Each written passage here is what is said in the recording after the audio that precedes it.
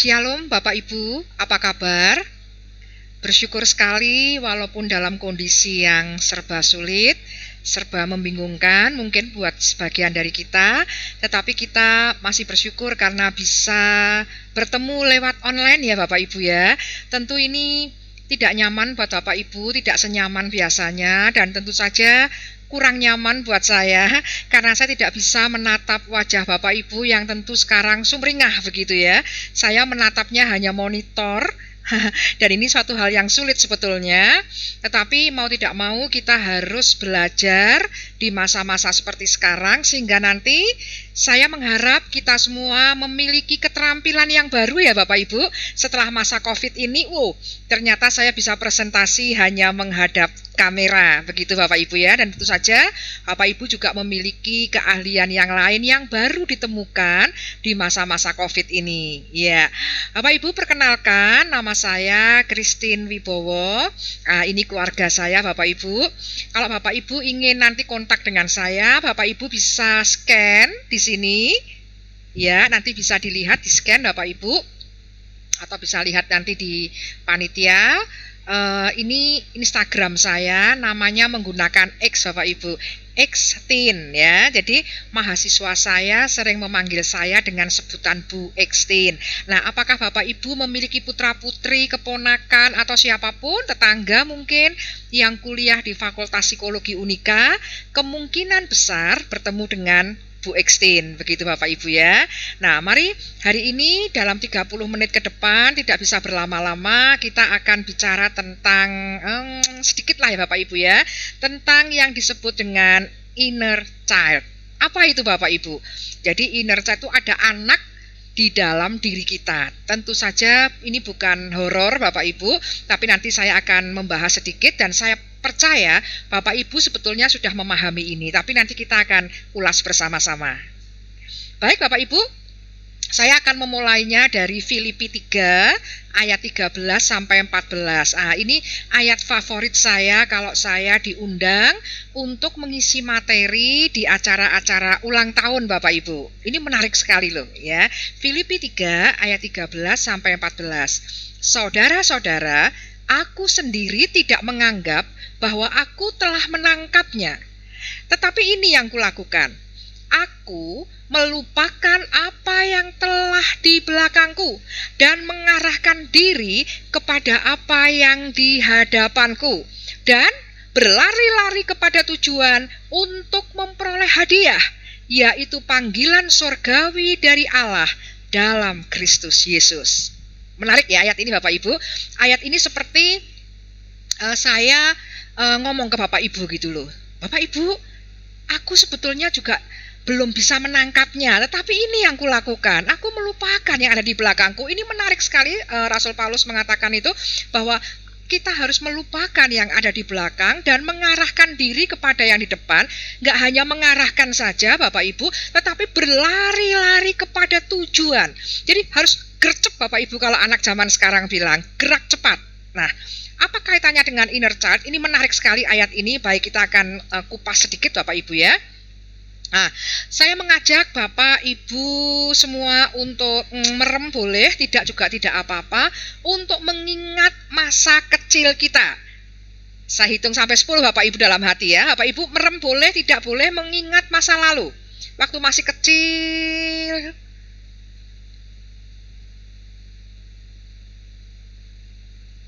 Iya, Bapak Ibu sudah mengingat ya. Apa yang Bapak Ibu ingat? Menyenangkan? Atau kemudian mengingat hal-hal yang bikin melo, begitu Bapak Ibu? Tidak ada yang salah untuk itu.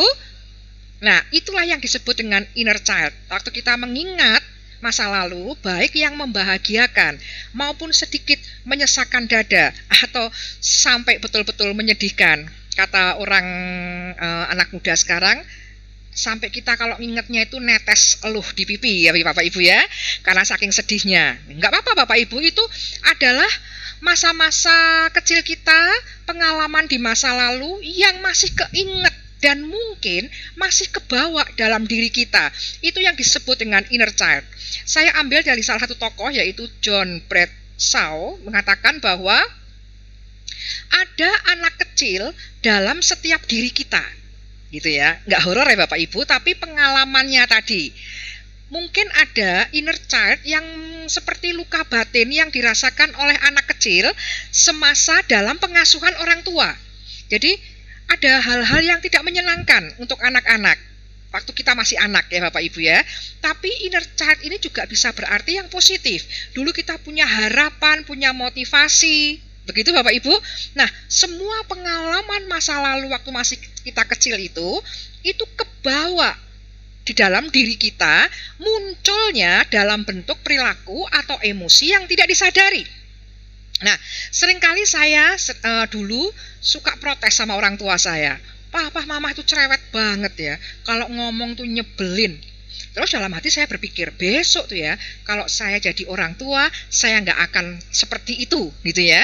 Tapi nyatanya, anak-anak saya Bapak Ibu ngomong ke saya, mama tuh kalau ngomong kok cerewet sekali ya. Loh, kok sama ya dengan protes saya kepada orang tua, padahal saya sudah bilang saya nggak mau niru orang tua, tapi kenyataannya masih saja saya seperti orang tua saya. Nah ini loh Bapak Ibu, itu yang disebut dengan inner child, itu nggak sadar kita. Kadang-kadang kita berperilaku atau memiliki emosi yang sama dengan waktu kita masih kecil. Itu disebut dengan inner child Bapak Ibu. Nah kita mau cerita tentang gimana asal inner child. Inner child itu berasal dari yang pertama itu hampir 80% Bapak Ibu dari pola asuh orang tua.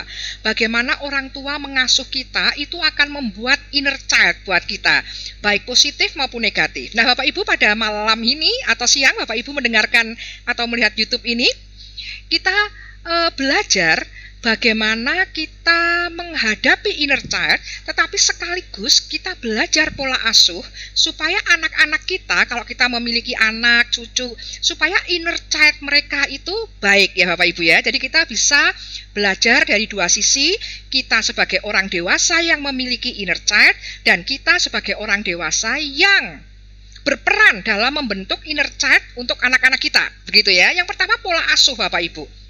Nanti kapan-kapan kalau sudah nggak ada COVID, Bapak Ibu boleh undang saya lagi untuk tentang pola asuh atau parenting. Ini satu sesi sendiri Bapak Ibu ya. Ternyata pola asuh ini sangat memengaruhi inner child. Kemudian interaksi dengan saudara, interaksi dengan teman, pokoknya dengan semua orang, dengan guru, lingkungan sekitar, baik orang yang sudah dikenal, bahkan orang asing, itu sangat memengaruhi inner child seorang anak. Sangat memengaruhi inner child kita, begitu Bapak Ibu ketika kita dewasa ya. Jadi semua interaksi pada masa kecil itu sangat berperan dalam perilaku dan emosi kita. Nah Bapak Ibu kita lihat, kalau dari hasil penelitian saya tentang trauma masa anak yang tentu saja berkaitan dengan inner child, bagaimana kalau anak kecil yang ada di dalam diri orang dewasa itu trauma, itu karena sebabnya apa Bapak Ibu? Nah ini saya penelitian saya jenis-jenis trauma atau macam-macam trauma masa anak Bapak Ibu ya. Ada antipati orang tua. Apa itu antipati orang tua? Bukan orang tua yang antagonis menyebalkan, bukan Bapak Ibu, tetapi orang tua yang tidak pernah menanyakan perasaan kepada anaknya. Nah, kita introspeksi Bapak Ibu. Kita sebagai orang tua, apakah kita pernah menanyakan perasaan anak-anak atau tidak? Kamu senang mana? Kamu lebih senang dijemput opa oma kalau pulang sekolah langsung ke rumahnya opa oma, atau dijemput papa mama lalu ke rumah sendiri walaupun kosong? Nah, kita sering berpikir bahwa anak-anak sebaiknya bersama opa oma. Iya betul, itu baik Bapak Ibu. Tetapi kita kadang lupa tanya ke mereka. Nanya aja kok angel ya kita Bapak Ibu kadang-kadang ya. Perasaanmu tuh gimana gitu ya. Kalau pulang sekolah mau nggak nunggu kakak atau nunggu adik, atau kamu minta dijemput mamah duluan? Itu kok ya nggak nanya gitu ya. Jadi antipati itu adalah ketika orang tua tidak pernah menanyakan perasaan anak. Ya, dan pengabaian Bapak Ibu, ini bukan orang tua yang antagonis kemudian anak ditelantarkan, bukan. Tetapi kadang-kadang anak kita titipkan, seperti Cita tadi saya bilang, dititipkan ke rumahnya tante, ke rumahnya paman, bibi, om, kakek nenek. Tapi anak tidak tahu alasannya Bapak Ibu. Ini hasil penelitian saya. Dia nggak tahu kenapa aku dititipin. Nah, seringkali kita mencintai anak-anak itu bukan karena perasaan anak ya, sesuai dengan keinginan anak, tapi mencintai anak dengan cara kita, Bapak Ibu. Kita kadang lupa, apa anak paham gitu. Jadi mereka merasa diabaikan. Kalau kita seolah-olah kayak menelantarkan. Bapak Ibu, kita perlu ingat introspeksi. Waktu kita dulu menikah, kita berdoa loh Bapak Ibu, minta anak kepada Tuhan. Tetapi ketika memiliki anak, ada banyak orang di luar kita yang kemudian bingung, anak ini mau dititipin kemana gitu. Ini nggak logis menurut saya Bapak Ibu. Sudah minta-minta dikasih, malah diabaikan ya. Kemudian yang ketiga adalah kekerasan fisik Bapak Ibu. Kekerasan fisik ini nendang, mencubit, menjambak gitu Bapak Ibu ya. Dan pelecehan seksual, kekerasan psikis baik verbal maupun nggak verbal, jadi kamu bodoh tuh ya gitu. Membanding-bandingkan. Kemudian macam trauma anak yang bikin inner child jadi negatif adalah ketika seorang anak menyaksikan perilaku kekerasan yang dilakukan orang terdekat. Banyak yang bilang anak-anak akan trauma kalau melihat film kekerasan. Enggak Bapak Ibu. Yang bikin trauma adalah kalau pelaku kekerasannya itu orang yang dekat dengan dia. Contohnya papa mama.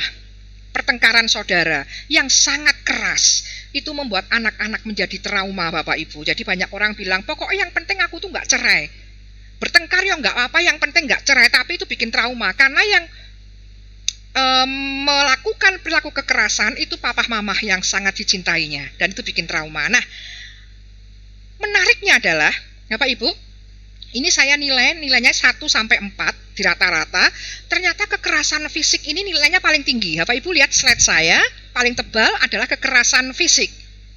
Ini menurut saya cukup mengagetkan Bapak Ibu. Ternyata anak-anak itu kalau dikerasi secara fisik itu bekasnya sampai lama. Karena apa? Waktu itu mungkin dia dikatain bodoh dan sebagainya, mungkin nggak sadar ya Bapak Ibu. Tapi ketika dia dipukul, dia merasakan sakit. Dan ini efeknya itu panjang Bapak Ibu. Banyak pelaku bunuh diri, kalau kita berpikir, bunuh diri kan sakit ya. Pakai jarum suntik gitu aja kita disuntik takut. Kok ini mau bunuh diri?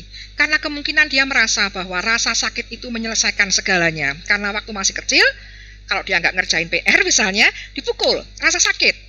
Nah, ketika sakit itu PR nggak dikerjain nggak apa-apa lah. Ini hati-hati Bapak Ibu ya, kalau terjadi seperti itu. Nah, kemudian yang kedua adalah itu tadi, menyaksikan perilaku kekerasan yang dilakukan orang terdekat, itu bikin trauma Bapak Ibu. Nah, kalau anak itu mengalami trauma, maka hubungannya apa dengan kehidupannya di masa dewasa? Yang pertama Bapak Ibu, trauma masa anak sangat memengaruhi hubungan dia dengan pasangan atau kelekatan atau attachment. Jadi banyak orang-orang dewasa di sekitar kita yang sulit sekali memiliki hubungan romantis dengan pasangannya. Nah, itu salah satunya disebabkan karena trauma masa anak. Kok sulit ya? Pacaran putus sambung, menikah kawin cerai istilahnya. Nah, kemungkinan besar ada trauma masa anak. Itu memengaruhi loh Bapak Ibu.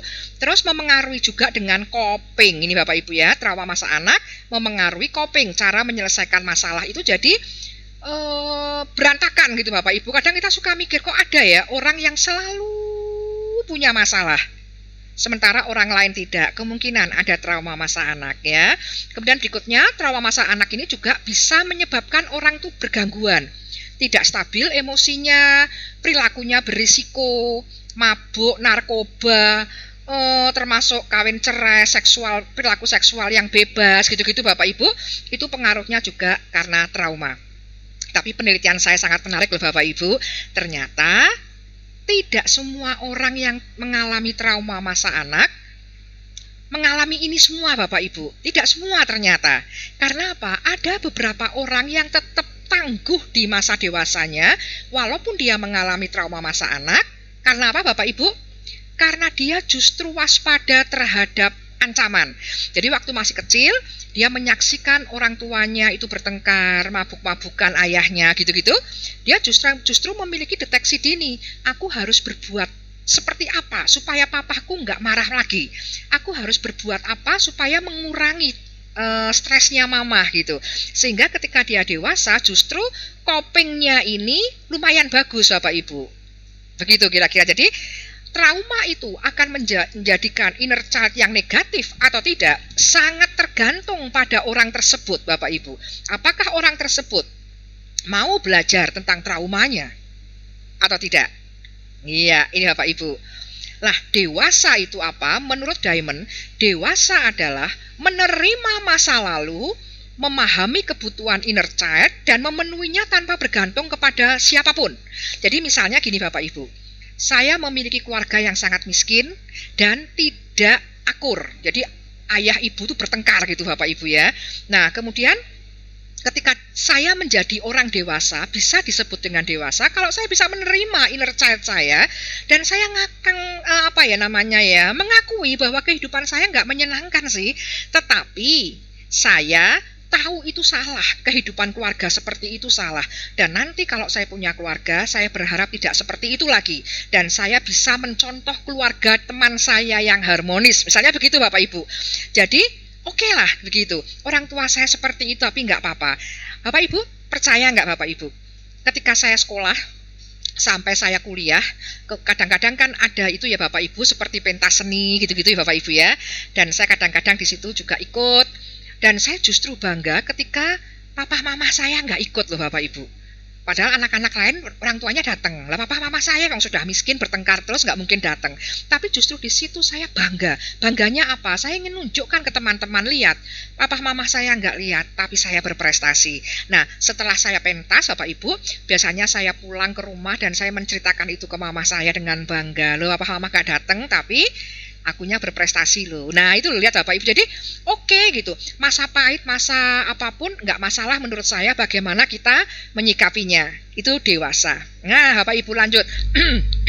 Gangguan-gangguan psikologis itu didiagnosis itu mulai 18 tahun Bapak Ibu. Jadi kalau masa-masa sebelum 18 tahun kita mengalami yang seperti ini Bapak Ibu, kita mengalami pacaran yang putus sambung, cara menyelesaikan masalahnya nggak benar misalnya, perilakunya banyak berisiko, ngebut-ngebut. Kalau belum 18 tahun, belum bisa dideteksi sebagai gangguan dalam psikologi. Tetapi kalau sudah usia 18 tahun, kalau kita masih melakukan hal-hal seperti yang tadi saya bilang, perilaku berisiko dan seterusnya itu, maka itu sudah didiagnosis gangguan. Jadi gangguan-gangguan kepribadian di psikologi itu bisa didiagnosis kalau individu sudah berusia 18 tahun. Apa artinya Bapak Ibu? 18 tahun adalah masa kita memotong masa lalu. Seperti Rasul Paulus bilang, ku tinggalkan masa lalu dan aku berlari-lari ke depan. Jadi sejak usia 18 tahun, saya mau permisi tanya, apakah Bapak Ibu ada yang usianya 18 tahun ke bawah? Oh, hampir semuanya merasa muda Bapak Ibu ya. Tapi kalau kita sudah usia 18 tahun, kita tidak lagi berhak mengatakan. Misalnya nih, saya nampar orang, terus orang itu protes, Bu Iksin gimana sih kok nampar orang? Terus saya bilang, lah gimana saya nggak nampar? Inner child saya negatif. Saya kalau mengingat masa lalu itu selalu mengingat ayah saya yang suka nampar. Jadi kalau sekarang saya nampar, tolong dong dimaklumi, nggak model begitu Bapak Ibu. Walaupun kita mempunyai inner child yang negatif, kita toh sudah dewasa, sudah menerima masa lalu dan bisa memenuhinya tanpa bergantung pada orang lain dan menyusahkan orang lain Bapak Ibu. Jadi setelah 18 tahun nggak ada alasan lagi masa lalu kita itu berpengaruh kepada kita, enggak. Ini pilihan kita setelah 18 tahun. Demikian juga Bapak Ibu, nasihati anak-anak kita yang sudah mulai mau menikah atau pacaran. Kita katakan, kalau pacarmu tuh nggak bener, tinggalin aja gitu Bapak Ibu ya. Ini kontradiktif mesti ya, pasti banyak yang kontra. Nah, kemudian tinggal aja, jangan kita memaklumi. Ya kasihan dong, kan papa mamahnya dulu bercerai, kalau sekarang dia aneh-aneh sikapnya kita maklumi, nggak bisa Bapak Ibu. Nggak ada permakluman. Di usia 18 tahun, orang itu sudah dewasa, sudah harus bisa menerima dirinya, memotong inner child yang nggak baik. Gitu Bapak Ibu ya. Nah, kemudian bagaimana cara berdamai dengan inner child kalau yang anak yang di dalam diri kita itu negatif? Banyak caranya Bapak Ibu. Yang pertama adalah pahami pohon keluarga. Ini saya ambil pohon keluarganya yang sakit fisik ya Bapak Ibu. Kalau kita lihat di sini, kakeknya sakit jantung, omanya diabetes gitu, itu secara fisik ya Bapak Ibu, maka pantesan kalau mamah saya kemudian diabetes juga misalnya begitu. Nah ini secara psikis kita juga harus belajar begitu. Misalnya kenapa saya diasuh oleh orang tua yang suka bertengkar. Nah kita mau lihat, oh iya ya kan, dikala itu opa oma sangat miskin, kakek nenek sangat miskin, sehingga papa saya harus bekerja banting tulang, nggak pernah sekolah. Pantesan ya ketika dia menjadi ayah suka marah-marah ke ibu. Oh, ibu saya juga begitu, kedua orang tuanya meninggal sejak kecil. Jadi ibu saya tidak mengenal orang tuanya. Jadi dia mengalami luka hati. Nah, ayah saya yang modelnya begitu, ketemu dengan ibu saya yang modelnya begitu, pantas waktu mengasuh saya itu nggak sabar. Nah, dengan memahami pohon keluarga, semoga kita menganggap bahwa inner child kita itu hal-hal yang patut kita syukuri Bapak Ibu ya. Jadi pahami pohon keluarga, mengapa bisa pola asuh orang tuaku itu kok sampai jengkelin gitu tuh kenapa? Ternyata ada silsilahnya. Nah, semoga dengan begitu kita rodok bersyukur Bapak Ibu ya, atau ayem begitu. Nah, berikutnya adalah kita perlu seperti mengupas bawang, menyelesaikan masalah satu demi satu. Bapak Ibu jangan protes dulu, nanti saya sampaikan ya. Mengupas bawang, kita selesaikan. Contohnya begini Bapak Ibu, kalau saya mengingat sekarang masa kecil saya, ada orang-orang yang menjengkelkan buat saya. Maka saya kemudian datangi lagi dan berdiskusi dengan mereka. Kemudian rekonsiliasi lah, berbaikan lagi begitu. Jadi ada dua rekonsiliasinya Bapak Ibu, melupakan atau memaafkan, begitu ya. Kita ulang kembali masa itu, kemudian kita temuin. Tapi kalau nggak bisa ditemuin, ya kita bayangkan saja Bapak Ibu seperti ini. Dialog dengan diri sendiri. Bapak Ibu mengenal Daud. Daud adalah tokoh Alkitab yang sering ngomong dengan diri sendiri. Saya nggak hafal ayat Alkitab, tapi mengatakan, hai jiwaku ayo dong bersuka cita, hai jiwaku jangan begitu dong gitu ya. Jadi dialoglah dengan anak kecil dalam diri kita. Oke, aku paham. Iya, aku jengkelin banget. Tapi aku sekarang sudah menerima kok ya. Boleh dengan tulis surat Bapak Ibu, tulis surat kepada kita sendiri, kita baca. Aku hidupnya susah, tapi nggak apa-apa. Coba kalau aku orang tuanya dari dulu kaya, mungkin aku nggak seperti sekarang, berjuang keras dan berhasil.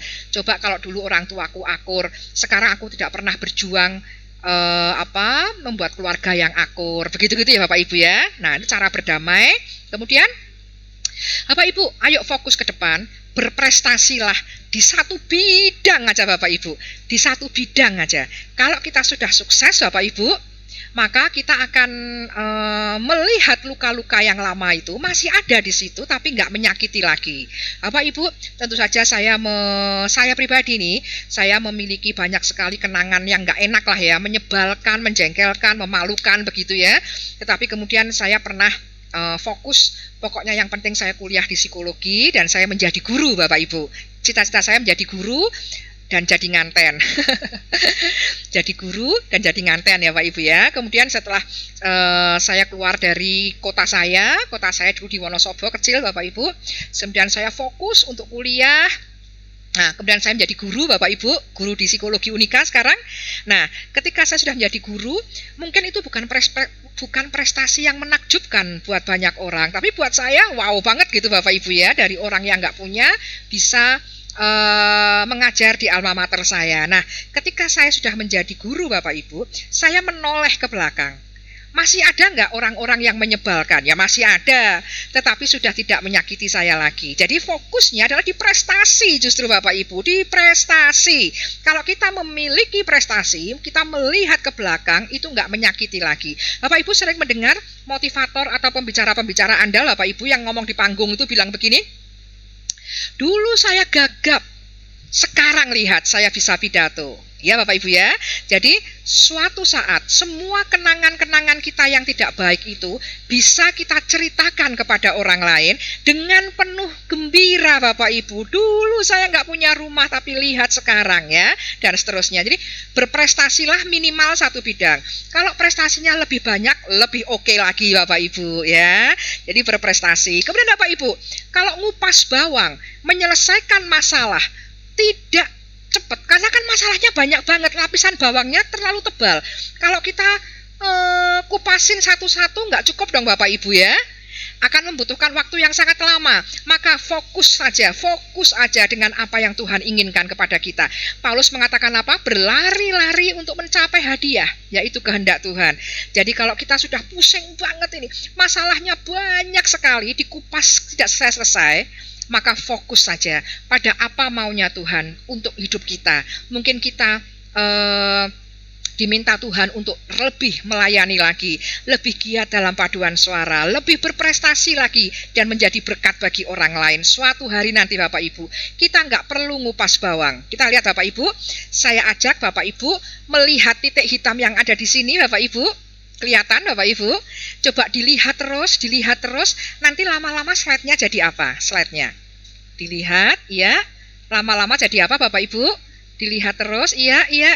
Jadi apa Bapak Ibu? Oke.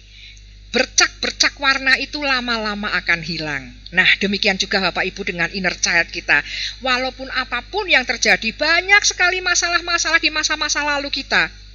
Kalau memang bisa kita kupas seperti bawang. Kalau nggak bisa, tinggal kita fokus saja dengan target kita dan apa mau Tuhan kepada kita. Maka pelan tapi pasti, luka-luka inner child kita itu akan hilang dari pandangan kita. Dan Rasul Paulus mengingatkan kita, saudara-saudara, aku sendiri tidak menganggap bahwa aku telah menangkapnya, tetapi ini yang kulakukan. Aku melupakan apa yang ada di belakangku dan mengarahkan diri kepada apa yang di hadapanku. Dan Bapak Ibu, berlari-lari kepada tujuan untuk memperoleh hadiah, yaitu panggilan surgawi dari Allah dalam Kristus Yesus. Bapak Ibu, selamat melupakan yang ada di belakang dan berlari-lari dan tetap sukacita. Ini waktunya sangat singkat Bapak Ibu. Kalau ada tanya jawab tentu lebih seru ya Bapak Ibu. Tetapi bagi Bapak Ibu silahkan boleh scan ini dan nanti boleh nanya, boleh bertanya atau berdiskusi di dalam Instagram saya. Di DM ya Bapak Ibu ya. Ya, terima kasih Bapak Ibu. Shalom. Salam sukacita. Tuhan memberkati kita. Shalom.